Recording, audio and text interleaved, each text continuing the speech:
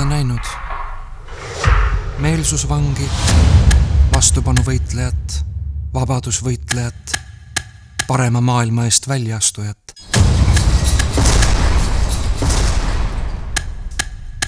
Paljud pandi eluks ajaks vangi.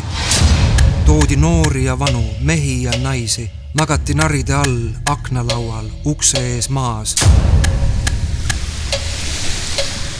Isegi siis oli saatuse soosikuid, üksikuid.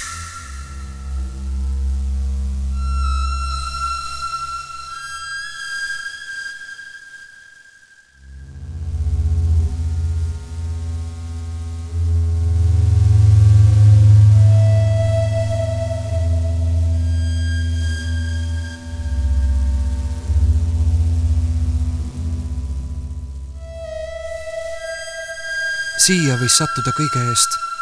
Uskusid sa siis demokraatiasse või diktatuuri? Võisid siia sattuda, kui olid avangardist või kui olid vanameelne.